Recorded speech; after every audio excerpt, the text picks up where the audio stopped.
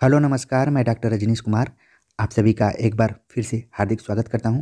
आज के video lecture में हम चर्चा करेंगे इकाई 5 के अंतर्गत यूजीसी एनटीए-नेट हिंदी कविता में शामिल भक्तिकालीन कवियों के टेक्स्ट के ऊपर। इससे पहले मैंने आदिकालीन कवियों पर चर्चा कर लिया है। उम्मीद है कि आप सभी उसे देख लिए होंगे। और आज जिन कवियों पर हम बातचीत करेंगे उनमें कबीर, सूर, तुलसी और जयसी महत्वपूर्ण रूप से शामिल हैं और उनकी जो रचनाएं टेक्स्ट के रूप में लगी हैं उन पर चर्चा करेंगे।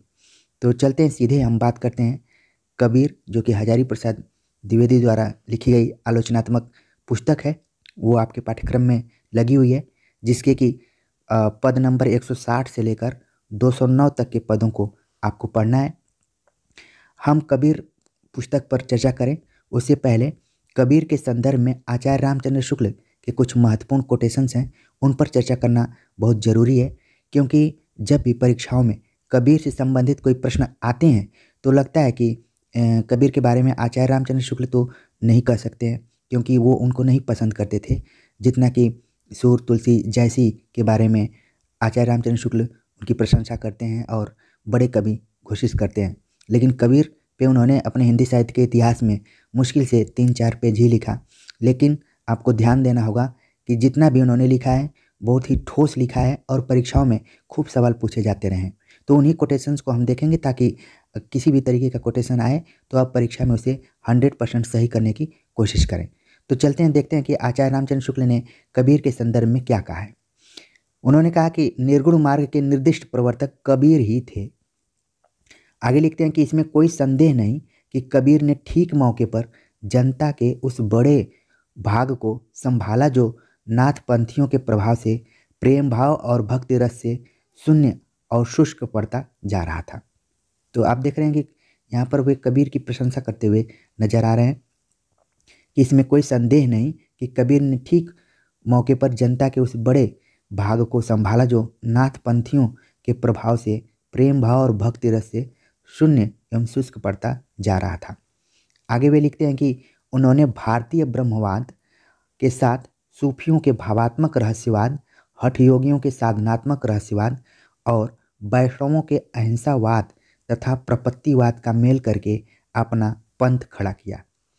तो एक तरीके से उन्होंने कबीर की कई विशेषताओं के बारे में चर्चा किया है कि ऊपर उन्होंने नाथपंथियों के शुष्क प्रेम और भक्ति से जो शुष्क क्षेत्र पड़ रहा था उसको संभाला, और आगे बता रहे हैं कि जो सूफियों के भावात्मक रहस्यवाद है और हठ योगियों के साधनात्मक रहस्यवाद है और वैष्णवों के अहिंसावाद तथा प्रपत्तिवाद, सबको मिलाकर उन्होंने अपना पंथ खड़ा किया गया।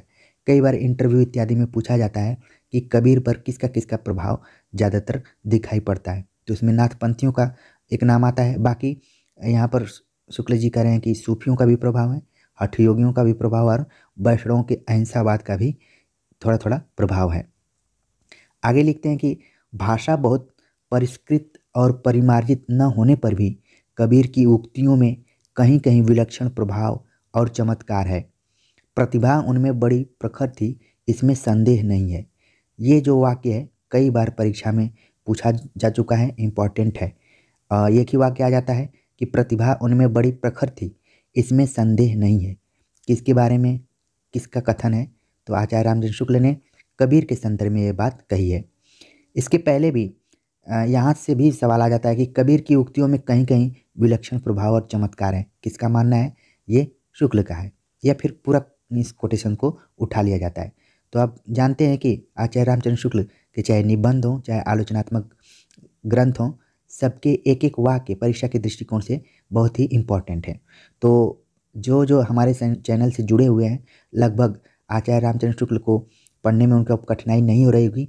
मैंने हर एंगल से बताने की कोशिश की है, चाहे उनका हिंदी साहित्य का इतिहास हो, आलोचनात्मक ग्रंथ हो, या फिर जो भी निबंध इत्यादि है उन पर हमने विस्तार से चर्चा किया है और कोशिश की है कि शुक्ल को पढ़ने में कठिनाई न हो।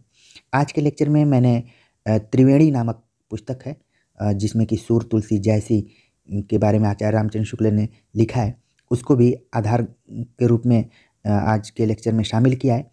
तो जो जो मेन बातें रहेंगी वो इस लेक्चर्स में आएंगी, इसलिए आप लोग इसको गंभीरता से सुनिए ताकि परीक्षा में आखिरी दौर की जो तैयारी होती है वो काफ़ी महत्वपूर्ण होती है। आपने परीक्षा हॉल में देखा होगा या फिर सेंटर्स में देखा होगा लोगों को पढ़ते हुए।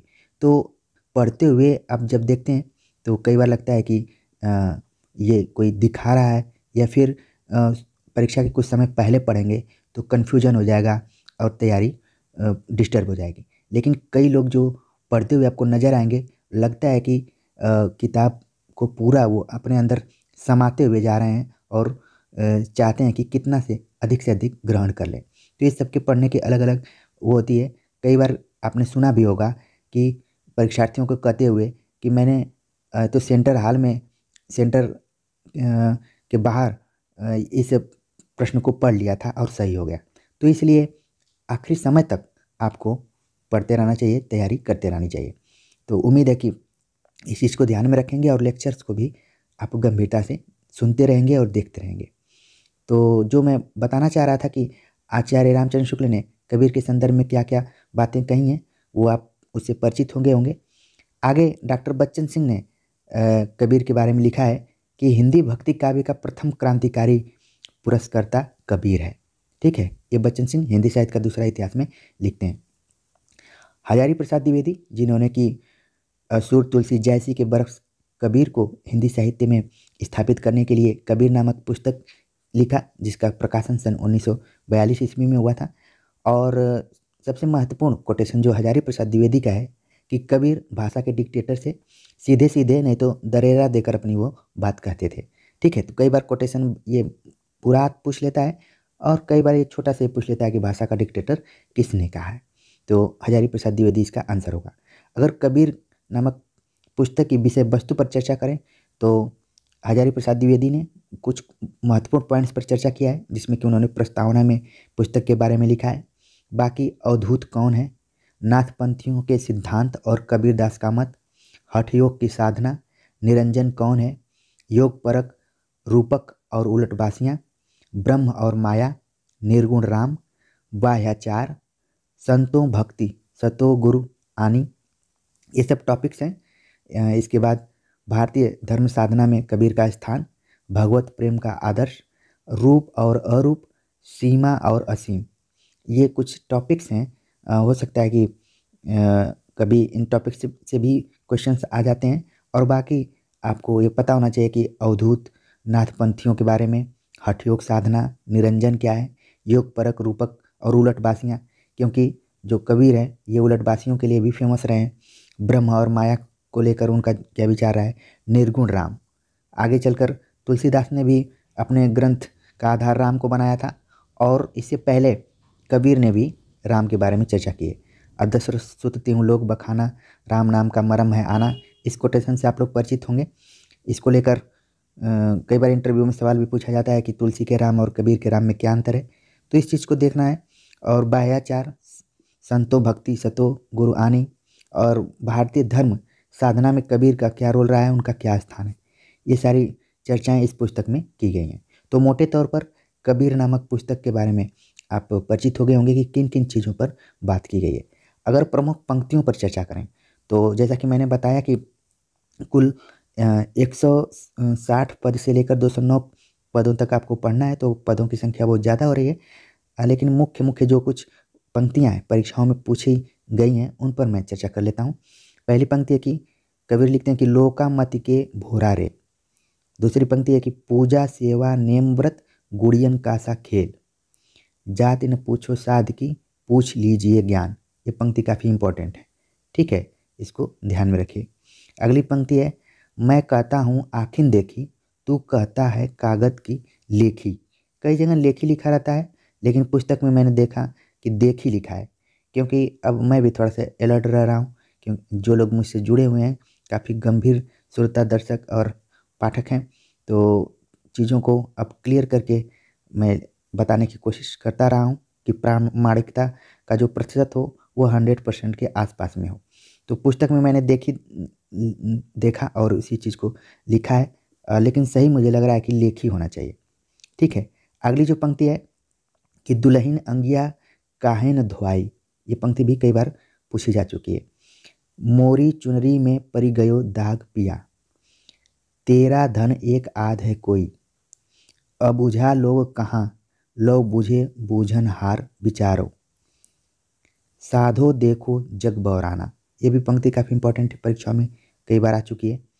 अखियाँ तो झाई परी पंथ निहार निहारे, जिम भड़िया छाला पड़िया नाम पुकारी पुकारी।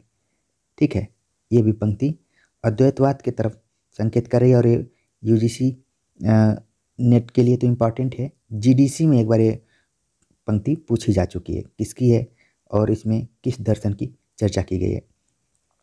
तो इस तरीके से हमने कबीर हजारी प्रसाद द्विवेदी कृत पुस्तक पर चर्चा की और उसके विषय वस्तु को समझने की कोशिश की, और कबीर के संदर्भ में जो प्रमुख आलोचक हैं उनके क्या कथन रहे उनको भी देखने की कोशिश की। उम्मीद है कि आप सभी को अच्छा लगा होगा, कमेंट्स जरूर करिएगा। अगले कवि के बारे में चर्चा करें तो मलिक मोहम्मद जायसी का नाम है, जायसी ग्रंथावली, जिसका कि संपादन रामचंद्र शुक्ल ने किया और इसका प्रकाशन सन 1924 ईस्वी में हुआ था, जायसी ग्रंथावली का। आचार्य रामचंद्र शुक्ल ने लिखा है, कबीर ने केवल भिन्न प्रतीत होती हुई परोक्ष सत्ता की एकता का आभास दिया था, प्रत्यक्ष जीवन की एकता का दृश्य सामने रखने की आवश्यकता बनी थी, यह जायसी द्वारा पूरी हुई। तो कबीर के बाद अगर कोई पूर्ण किया तो वो जायसी ने किया। ये शुक्ल जी का यहाँ पर कथन है, कथन को आपने सुना होगा। अगला जो कोटेशन है कि आचार्य शुक्ल की तुलसी, सूर और जायसी की समीक्षाएं हिंदी साहित्य के इतिहास में एक नए युग का आरंभ करने वाली मानी जाती हैं।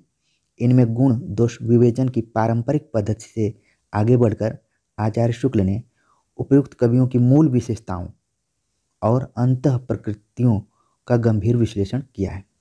जिस त्रिवेणी के बारे में मैं चर्चा कर रहा हूँ उसकी भूमिका में ये बात लिखी गई है।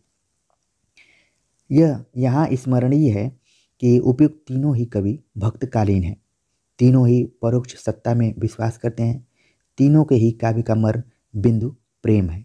चाहे वो कबीर हों, सूर हों, तुलसी हों, जायसी हों, सबने प्रेम को अपने कविता के केंद्र में रखा है। कबीर ने भी कहा था कि पोथी पढ़ पढ़ जगमुआ, ढाई अक्षर प्रेम का पढ़े सो पंडित हो। ठीक है, और मानुष प्रेम भयो वैकुंठी, ये जायसी ने कहा, और बाकी सूर तुलसी के बारे में आप सब जानते ही हैं। तो तीनों ही जो कवि हैं, खासतौर से त्रिवेणी में जिनको शामिल किया गया है, तुलसी, जायसी और सूर को कहना है कि इनका जो मर्म बिंदु है वो प्रेम है।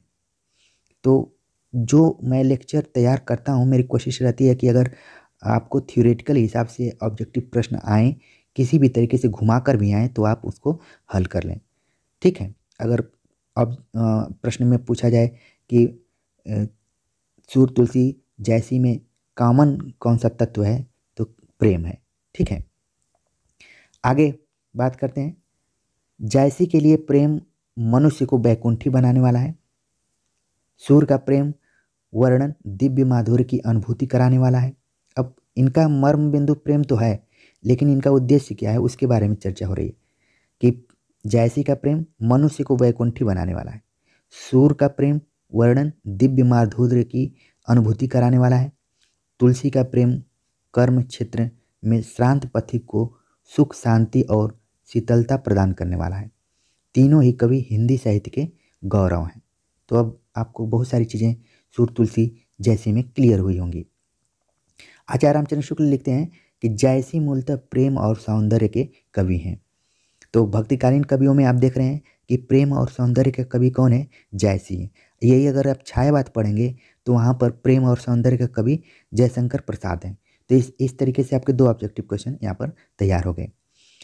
जायसी के संदर्भ में आगे आचार्य रामचंद्र शुक्ल लिखते हैं कि जायसी कवि थे और भारतवर्ष के कवि थे। ये कोटेशन कितना इंपॉर्टेंट है, इतना एक वाक्य पूछा जा सकता है कि किसने कहा है कि जायसी कवि थे और भारतवर्ष के कवि थे। ये आचार्य रामचंद्र शुक्ल ने कहा है। भारतीय पद्धति के कवियों की दृष्टि फारस वालों की अपेक्षा प्राकृतिक वस्तुओं और व्यापारों पर कहीं अधिक विस्तृत तथा उनके मर्म स्पर्शी स्वरूपों को कहीं अधिक परखने वाली होती है। इससे उस रहस्यमय सत्ता का आभास देने के लिए जायसी बहुत ही रमणीय और मर्म स्पर्शी दृश्य संकेत उपस्थित करने में समर्थ हुए हैं। तो ये आचार्य रामचंद्र शुक्ल का मानना है। और आगे लिखते हैं क्योंकि आपके पाठ्यक्रम में नागमती वियोग खंड लगा हुआ है। तो उसके बारे में आचार्य रामचंद्र शुक्ल लिखते हैं कि नागमती का विरह वर्णन हिंदी साहित्य में एक अद्वितीय वस्तु है। ये कहना है आचार्य रामचंद्र शुक्ल का। और इसका मूल्यांकन करते हुए कुछ बिंदुओं पर चर्चा करते हैं, जिसमें कि पहला बिंदु है कि जायसी ने विरह ताप की व्यापकता व्यंजित करने के लिए हेतुत्प्रेक्षा, ये अलंकार है, हेतुत्प्रेक्षा का सहारा लिया है, इसलिए वह सहज और स्वाभाविक प्रतीत होता है। हो सकता है कि कोटेशन के रूप में ये वाक्य भी पूछा जाए कि जायसी ने विरह ताप की व्यापकता व्यंजित करने के लिए हेतुत्प्रेक्षा का सहारा लिया, इसलिए वह सहज और स्वाभाविक प्रतीत होता है। किसका कथन है? आचार्य रामचंद्र शुक्ल का। दूसरा पॉइंट है कि जायसी ने सामान्य हृदय तत्व की सृष्टि व्यापनी भावना द्वारा मनुष्य एवं पशु पक्षी सबको एक सूत्र में बद्ध दिखाया है। इसी से मिलता जुलता एक प्रश्न आया हुआ था यूपी हायर एजुकेशन में, और अब ध्यान रखिए कि ये जो कोटेशन है नागमती वियोग खंड पर चर्चा करते हुए जायसी के संदर्भ में आचार्य रामचंद्र शुक्ल ने लिखा है कि जायसी ने सामान्य हृदय तत्व की सृष्टि व्यापनी भावना द्वारा मनुष्य एवं पशु पक्षी सबको एक सूत्र में बद्ध दिखाया है। तीसरा पॉइंट है 12 मासा का वर्णन करते हुए जायसी ने नागमती की कोमल हृदय की वेदना का अत्यंत निर्मल स्वरूप चित्रित किया है। ये भी कोटेशन के रूप में पूछा जा सकता है। चौथा पॉइंट है नागमती का रह रहकर निरवलंबता का अनुभव करना उसके विरह की गहनता व्यंजित करता है। ये भी शुक्ल जी कहते हैं। पांचवा पॉइंट है विरह की तीव्रता में रानी नागमती का अपना रानीपन भूल जाना अत्यंत मार्मिक और मनोवैज्ञानिक है। ये शुक्ल जी कहते हैं।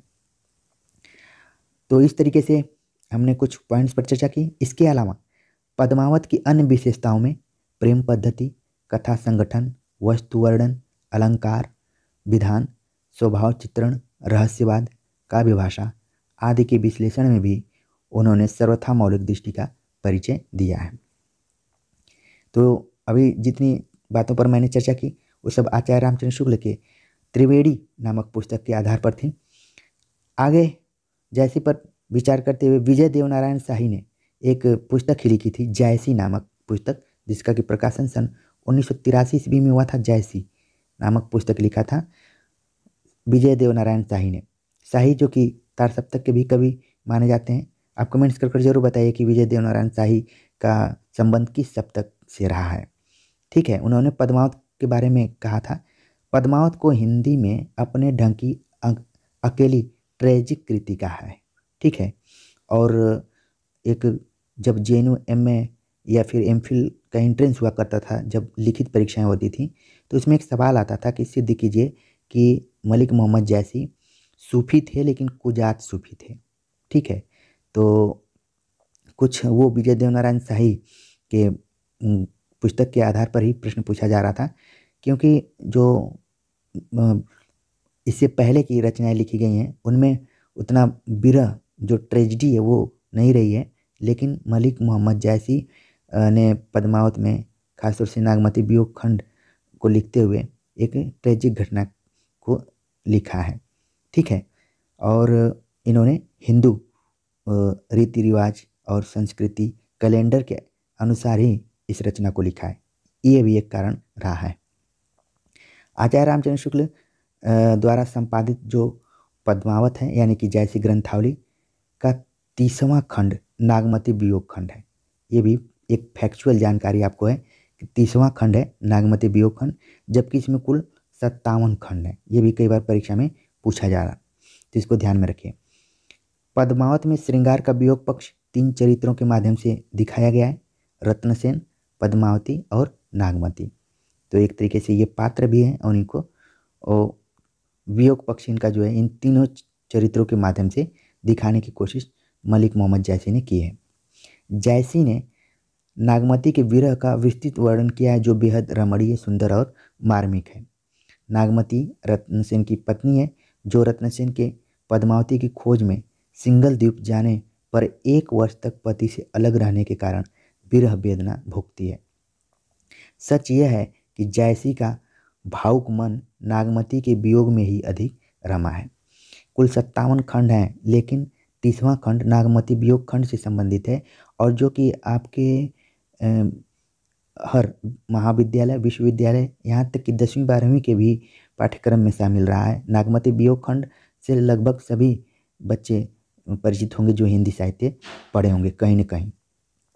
ठीक है, तो एक तरीके से शुक्ल जी लिखते हैं कि सच यह है कि जायसी का भावुक मन नागमती के वियोग में ही अधिक रमा है। इस संबंध में शुक्ल जी की स्पष्ट धारणा है कि नागमती का विरह वर्णन हिंदी साहित्य में एक अद्वितीय वस्तु है, अद्वितीय वर्णन है। ठीक है, नागमती के विरह वर्णन की सबसे महत्वपूर्ण विशेषता यह मानी गई है कि इसमें नागमती को रानी के रूप में नहीं, एक साधारण विरग्ध नारी के रूप में वर्णित किया गया है। तो यहाँ पर रानी के रूप में नहीं बल्कि एक साधारण जो वियोगिनी है उसके रूप में चित्रण मलिक मोहम्मद जायसी ने की है। आगे शुक्ल जी लिखते हैं कि अपनी भावुकता का बड़ा भारी परिचय जायसी ने इस बात में दिया है कि रानी विरह दशा में अपना रानीपन बिल्कुल भूल जाती हैं और अपने को केवल साधारण नारी के रूप में देखती है। इसी सामान्य स्वाभाविक वृत्ति के बल पर उसके विरह वाक्य छोटे बड़े सबके हृदय को समान रूप से स्पर्श करते हैं। ठीक, आगे लिखते हैं आचार्य रामचंद्र शुक्ल की नागमती के विरह वर्णन की एक और प्रमुख विशेषता यह है कि उस विरह केवल वैयक्तिक संयोग सुख की प्रेरणा पर आधारित नहीं है बल्कि जीवन के लोक व्यवहारों तथा कर्तव्यों से जुड़ा हुआ है। नागमती मध्यकाल की एक हिंदू नारी है जिसके जीवन की सारी सार्थकता उसके पति में केंद्रित है। नागमती के वियोग में इस ग्राहस्तिक चेतना ने अद्भुत मार्मिकता का समावेश कर दिया है। आगे लिख रहे हैं रामचंद्र शुक्ल कि विरह वर्णन में फारसी मसनवी की शैली प्रायः ऊहात्मक हो जाती है। अब यहाँ पर बता रहे हैं कि ऊहात्मकता का अर्थ क्या है। ऊहात्मकता का अर्थ है विरह का ऐसा अतिशयोक्तिपूर्ण वर्णन जो असामान्य होने के साथ साथ कहीं कहीं कुरुचिपूर्ण या जुगुप्सापूर्ण होने लगे। नागमती के विरह वर्णन में जायसी ने ऊहात्मकता का सहारा तो लिया है किंतु उसे कहीं भी मजाक का विषय नहीं बनने दिया है। और ध्यान रखिए कि इस ऊहात्मकता का जिक्र जब अब कभी बिहारी को पढ़ेंगे तो वहाँ पर ज़्यादा दिखाई पड़ता है, क्योंकि वो कुछ ऐसी पंक्तियाँ लिखे हैं जहाँ पे इतना अतिशयोक्तिपूर्ण वर्णन हो गया है कि ऊहात्मकता का ज़्यादा समावेश हुआ है और पंक्तियाँ मजाक बनकर रह जाती हैं। जब हम बिहारी पर चर्चा करेंगे तो जरूर ये आपको ऊहात्मकता शब्द दोबारा सुनाई पड़ेगा। तो इस तरीके से नागमती वियोग खंड के बारे में हमने कुछ कुछ पढ़ा। हालांकि उनकी पंक्तियों को मैंने नहीं लिया है क्योंकि ये 12 मासा पद्धति पर आधारित है और शुरुआत तो आषाढ़ से होती है और इसके बाद धीरे धीरे जो 12 महीने हिंदू कैलेंडर से उसके आधार पर नागमती के चरित्र में जो भी बदलाव होता है, जो प्राकृतिक परिवर्तन होता है, उसका उसके ऊपर जो प्रभाव पड़ता है जैसी ने उसको प्रस्तुत किया है, तो आप लोग आराम से उनकी पंक्तियों को पकड़ लेंगे। तो यहाँ पर मैंने शामिल नहीं किया है। आगे हम चर्चा करते हैं सूरदास, जो कि उनका भ्रमर गीत सार आपके पाठ्यक्रम में लगा हुआ है। इसके संपादक भी रामचंद्र शुक्ल ही हैं और भ्रमर गीत सार जिसका कि प्रकाशन सन 1925 ईस्वी में हुआ था। सूरदासकृत सूरसागर के 10वें स्कंद, ध्यान में रखिए 10वें स्कंद में भ्रमर गीत की रचना है। तो परीक्षाओं में कई बार पूछा गया है, इसको आप ध्यान में रखिए। भ्रमर गीत सार के संपादक आचार्य रामचंद्र शुक्ल तथा उप संपादक विश्वनाथ प्रसाद मिश्र हैं। तो यहाँ पर संपादक और उप संपादक दोनों को ध्यान में रखिए कि संपादक रामचंद्र शुक्ल और उप संपादक हैं विश्वनाथ प्रसाद मिश्र। भ्रमर गीत सार में कुल 400 पद हैं। ठीक है, ये भी कई बार एग्जाम में पूछा जाता है कि कितने पद इसमें संकलित हैं। वैसे पदों की संख्या ज़्यादा है, लेकिन आचार्य रामचंद्र शुक्ल ने कुल 400 पदों को इसके अंतर्गत रखा है। पुस्तक में वक्तव्य और आलोचना रामचंद्र शुक्ल तथा पुस्तक की आमुख विश्वनाथ प्रसाद मिश्र ने लिखा है। और इस पर चर्चा करते हुए आचार्य रामचंद्र शुक्ल ने कुछ बात कही है, कुछ उनके कथन हैं, तो उसको हम देख लेते हैं।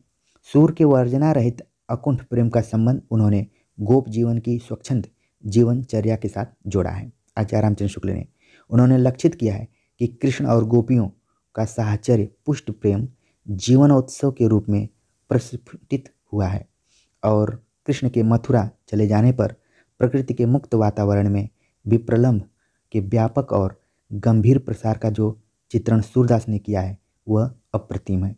ठीक है, आप जानते हैं कि भ्रमर गीत सार में उद्धव गोपियों का संवाद है, तर्क वितर्क है और सगुण निर्गुण का इसमें खंडन भी है। गोपियाँ जो हैं वो सगुण भक्ति में विश्वास करती हैं, जबकि उद्धव उन्हें योग इत्यादि करने के लिए प्रेरित करते हैं और काफ़ी डिबेट है इसमें भ्रमर गीत सार में। और भ्रमर एक तरीके से उद्धव को प्रतीक के रूप में प्रस्तुत किया गया है। ठीक है, तो ये सारी चीज़ें हम आगे और देखते हैं। आचार्य शुक्ल की दृष्टि में रति भाव की परिधि में आने वाली वृत्तियों एवं अंतर्दशाओं का जो सूक्ष्म विशद और मनोवैज्ञानिक प्रत्यक्षीकरण सूरदास ने किया वह विश्व के बड़े से बड़े कवि के लिए ईर्ष्या का विषय हो सकता है। और ये आपको कोटेशन परीक्षा के दृष्टिकोण से इम्पॉर्टेंट हो सकता है। शुक्ल जी ने लिखा कि रति की परिधि में आने वाली वृत्तियों एवं अंतर्दशाओं का जो सूक्ष्म विशद और मनोवैज्ञानिक प्रत्यक्षीकरण सूरदास ने किया है वह विश्व के बड़े से बड़े कवि के लिए ईर्ष्या का विषय हो सकता है, क्योंकि परीक्षाओं में जितने भी कोटेशंस आते हैं जो थोड़े चमत्कृत करने वाले होते हैं वो ज़्यादा पूछे जा रहे हैं इस समय। आचार्य शुक्ल आगे लिखते हैं कि सूरदास की सहृदयता पर ही नहीं उनकी वाग् विविधता पर भी मुग्ध हैं। ठीक है, और ये एक विशेषता है सूरसागर की और भ्रमर गीत सार की वाक विदग्धता। ठीक है, आगे लिखते हैं कि उनका यह वाक्य सूरदास जितनी सहृदयता और भावुकता है प्रायः उतनी ही चतुरता और वाक विदग्धता भी है हिंदी साहित्य में सूत्रवत स्वीकृत है। तात्पर्य यह है कि भ्रमर गीत सार की भूमिका के रूप में सूर काव्य की जो सूक्ष्म मार्मिक और सारगर्भित समीक्षा आचार्य शुक्ल ने की है वह आज भी प्रतिमान के रूप में प्रतिष्ठित है। ये तो शुक्ल जी की बात हो गई। भ्रमर गीत सार पे प्रोफेसर मैनेजर पांडे ने भ्रमर के 3 रूपों को बताया है। पहला रूप है कि कृष्ण का प्रतीक, उद्धव का प्रतीक और स्वतंत्र रूप में। ठीक है, तो मैनेजर पांडे जो कि जेएनयू में प्रोफेसर रह चुके हैं और हेड भी रह चुके हैं, उन्होंने भी सूरदास और भक्तिकाल इत्यादि पर विचार किया है और उनकी भी पुस्तक काफ़ी इम्पोर्टेंट है। उसमें उन्होंने भ्रमर के 3 रूपों को बताया है, जिसमें कि कृष्ण का रूप, उद्धव का रूप और स्वतंत्र रूप में। भ्रमर गीत को उपालंब काव्य भी कहते हैं। आचार्य रामचंद्र शुक्ल, एक ध्यान रखिए इस चीज़ को कि भ्रमर गीत को उपालंब काव्य भी कहते हैं। परीक्षाओं में कई बार ये पूछा जा चुका है। आचार्य रामचंद्र शुक्ल ने इसे ध्वनि काव्य कहा है। एक बार परीक्षा में पूछा गया था कि भ्रमर गीत को ध्वनि काव्य किसने कहा था, तो आचार्य रामचंद्र शुक्ल। ये जीडीसी के एग्जाम में पूछा जा चुका है, आगे भी कभी भी पूछा जा सकता है। और मेरी कोशिश रहती है कि मेरे वीडियो लेक्चर को सुनते हुए अगर आप इसको याद रखते हैं तो लंबे समय तक, क्योंकि किताबों में सारी चीज़ें पड़ी हुई हैं, लेकिन एक बार अगर आप सुन लेते हैं तो लंबे समय तक आपके दिमाग में बैठी रहेगी। ध्वनि काव्य आचार्य रामचंद्र शुक्ल ने कहा है भ्रमर गीत सार को, और उसको उपालंब भी कहा जाता है, क्योंकि इसमें क्या है, उलाहना दिया गया है गोपियों द्वारा उद्धव के प्रति, या फिर उद्धव गोपियों के को जो भी कहते हैं, जो भी संवाद है उनका। ठीक है, आगे आचार्य रामचंद्र शुक्ल सूरदास के बारे में लिखते हैं कि वात्सल्य और श्रृंगार के क्षेत्र का जितना अधिक उद्घाटन सूर्य ने बंद आंखों से किया उतना किसी और कवि ने नहीं किया। कवि ने नहीं, इन क्षेत्रों का कोना कोना वे झांकाएं। अमूमन इस कोटेशंस का यूज आप अपने ग्रेजुएशन के दिनों में या पोस्ट ग्रेजुएशन में जब सूरदास पे दीर्घ उत्तरीय लघु उत्तरीय प्रश्न आते रहे होंगे जरूर आपने किया होगा, इसलिए इस कोटेशन से आप पहले ही परिचित होंगे। आचार्य शुक्ल आगे लिखते हैं कि सूर की बड़ी भारी विशेषता है नवीन प्रसंगोद्भावना करने वाली ऐसी प्रतिभा हम तुलसी में नहीं पाते हैं। ये भी कोटेशन काफ़ी इंपॉर्टेंट है, परीक्षाओं में खूब पूछा जाता है। आगे शुक्ल लिखते हैं कि आचार्यों की छाप लगी हुई 8 वीणाएँ श्री कृष्ण की प्रेम लीला कीर्तन करने उठी, जिनमें सबसे ऊंची सुरीली और मधुर झंकार अंधे कवि सूरदास की वीणा की थी। ठीक है, तो ये भी ध्यान में रखिए। अष्टछाप जिसमें कि 8 कवियों का समूह रहा है, उसमें से 4 कवि वल्लभाचार्य के शिष्य रहे हैं और 4 उनके पुत्र विट्ठलनाथ के शिष्य रहे हैं। और बाकी मेरी वीडियोज आप देखेंगे अष्टछाप पर बनी हुई है, तो मैंने फार्मूला के माध्यम से बताया है कि कैसे आप याद रखेंगे कि 4 किसके शिष्य हैं और 4 किसके शिष्य हैं। ठीक है, आगे सूरदास पर चर्चा करते हुए हजारी प्रसाद द्विवेदी भी लिखते हैं कि सूरदास जब अपने विषय का वर्णन शुरू करते हैं तो मानो अलंकार शास्त्र हाथ जोड़कर उनके पीछे दौड़ा करता है। उपमाओं की बाढ़ आ जाती है, रूपकों की वर्षा होने लगती है, संगीत के प्रवाह में कवि स्वयं बह जाता है। तो ये कोटेशन है आचार्य हजारी प्रसाद द्विवेदी का। अगर भ्रमरगीत सार की कुछ खास पंक्तियों पर चर्चा करें तो प्रायः पंक्तियाँ जो कि परीक्षाओं में पूछी जाती रही हैं और इम्पोर्टेंट भी हैं। गोकुल सबे गोपाल उदासी। दूसरी पंक्ति है आयो घोष बड़ो व्यापारी, इम्पोर्टेंट। कहें को गोपी कहावत, कहें काहे को गोपीनाथ कहावत। अगली पंक्ति है हमारे हरि हारिल की लकड़ी, निर्गुण कौन देश के वासी। ये इंपॉर्टेंट पंक्तियाँ रही हैं, इनको ध्यान में रखिए। तो इस तरीके से उम्मीद है कि भ्रमरगीत सार और सूरदास के संदर्भ में आपको कुछ तथ्यात्मक और थ्योरेटिकल जानकारियाँ मिली होंगी। ठीक है, आगे हम चर्चा करते हैं अगले कवि तुलसीदास के बारे में, जिनके कि रामचरितमानस का एक कांड उत्तरकांड आपके पाठ्यक्रम में शामिल है। गोस्वामी तुलसीदास आचार्य रामचंद्र शुक्ल के सर्वाधिक प्रिय कवि रहे हैं। प्रबंध रचना की दृष्टि से वे उन्हें सर्वश्रेष्ठ मानते हैं। परीक्षा में पूछा जा सकता है कि आचार्य रामचंद्र शुक्ल ने किस दृष्टिकोण से तुलसीदास को सर्वश्रेष्ठ कवि माना है। प्रबंध रचना के दृष्टिकोण से कबीर ने कुछ इस तरीके से नहीं लिखा, सूर ने भी सूरसागर उस टक्कर में नहीं लिखा, जैसी कभी पद्मावत नहीं रहा, लेकिन जो रामचरितमानस है, जो प्रबंध रचनात्मक रूप में उसे तुलसीदास सर्वश्रेष्ठ मानते हैं। और अगला पॉइंट है कि लोक मंगल की साधना का आदर्श उन्होंने उन्हीं से ग्रहण किया है, यानी कि तुलसी से काफ़ी प्रभावित रहे हैं आचार्य रामचंद्र शुक्ल। तुलसी की लोक धर्मिता, मर्यादा प्रियता, भावुकता, शील साधना तथा शब्द साधना सभी पर वे मुग्ध हैं। तो आचार्य रामचंद्र शुक्ल यहाँ मुग्ध तो हैं, लेकिन आप ध्यान रखिए ये सारी विशेषताएं हैं तुलसीदास की, लोक धर्मिता, मर्यादा प्रियता, भावुकता, शील साधना और शब्द साधना। ठीक है, उत्तरकांड गोस्वामी तुलसीदास के महाकाव्य रामचरितमानस के 7 कांडों में सबसे आखिरी कांड है। तो कई बार इंटरव्यू में पूछ लिया जाता है या फिर परीक्षाओं में भी कि रामचरितमानस में कुल कितने कांड हैं, तो इसका आंसर होगा 7। पहला कांड तो बाल कांड है और आखिरी कांड है उत्तरकांड। बाकी के बीच के कांडों को भी आप ध्यान में रखिए, कई बार क्रम से भी पूछ देता है कि सही क्रम कौन सा है। ठीक है, और आपको विश्वास नहीं होगा, जब मुझे बीपीएससी में इंटरव्यू देना था तो मुझसे ये आखिरी सवाल पूछा गया कि आप रामचरितमानस के जो 7 कांड हैं क्या उनको सीरियल वाइज बता सकते हैं। तो मैंने तो फार्मूला बनाया था और उसका जवाब तुरंत दे दिया। तो एक्सपर्ट्स जो थे मुझे काफ़ी ध्यान से देखने लगे। बाकी ये मैं मनाते हुए गया कि 7 कांडों पर अगर एक एक नंबर मिल जाता है तो मेरा काम बन जाएगा। ठीक है, तो किसी भी परीक्षा में अगर एक एक कांड पे एक एक नंबर मिल रहे हैं तो परीक्षार्थी का या फिर इंटरव्यू देने वाले का हौसला बुलंद हो जाता है। तो ये सब ऐसे टोटके थे। बाकी आप अपने तैयारी को कम्प्लीटली उसको याद करके रखिए, ताकि परीक्षा में किसी भी एंगल से सवाल आए तो आप थोड़ा भी हिचकिचाए नहीं, प्रश्न का सही जवाब दें। उत्तरकांड पर बात करें तो उत्तरकांड की कथा वस्तु 2 भागों में बटी हुई है। जो प्रारंभिक मूल कथा है, राम अयोध्या पहुँचते हैं जहाँ उनका भव्य स्वागत होता है। वेद स्तुति शिव स्तुति के साथ उनका राज्याभिषेक किया जाता है। यान को विदा किया जाता है। राम राज्य एक आदर्श राज्य के रूप में उपस्थित होता है। इसके बाद का जो दूसरा कांड है, इसके बाद का जो भाग है उसमें तुलसीदास का चिंतन पक्ष उपस्थित हुआ है। तो ध्यान में रखिए कि दूसरे भाग में चिंतन शुरू हुआ है तुलसीदास का। यह कथा अपने युग की समस्याओं और मानव जीवन की शाश्वत समस्याओं के समाधान से जुड़ी हुई है। उत्तरकांड के अंतिम भाग का हिंदी साहित्य में विशेष महत्व है, क्योंकि इसमें तुलसी का भक्ति और ज्ञान संबंधी चिंतन विस्तार से अभिव्यक्त हुआ है। तो परीक्षा के दृष्टिकोण से ये इम्पोर्टेंट है, पूछा जा सकता है कि तुलसीदास के भक्ति और ज्ञान संबंधी चिंतन का विस्तार किस कांड में हुआ है, उत्तरकांड में, और उत्तरकांड के अंतिम भाग में हुआ है।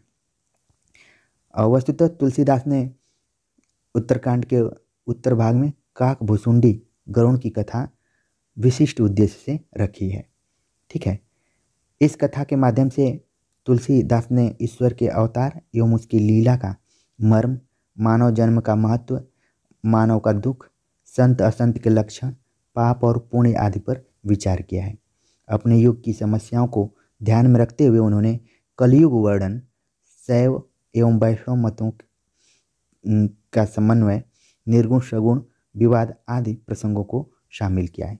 तो एक तरीके से जो उत्तरकांड है उसमें तुलसीदास की जो रचनात्मक क्षमता रही है, विशेषता रही है, उसको भी स्पष्ट कर दिया गया है कि ईश्वर के अवतार एवं उसकी लीला, मानव जन्म का महत्व, मानव का दुख, संत असंत के लक्षण, पाप और पुण्य, अपने युग की समस्या, कलयुग वर्णन, शैव एवं वैष्णव मतों का समन्वय, क्योंकि आप जानते हैं तुलसीदास समन्वयकारी कवि के रूप में भी जाने जाते रहे हैं, ऐसा मानना है आचार्य हजारी प्रसाद द्विवेदी का। ये भी प्रश्न जो कोटेशन से कई बार परीक्षा में पूछा जाता है। ठीक है, तो हजारी प्रसाद द्विवेदी ने माना है।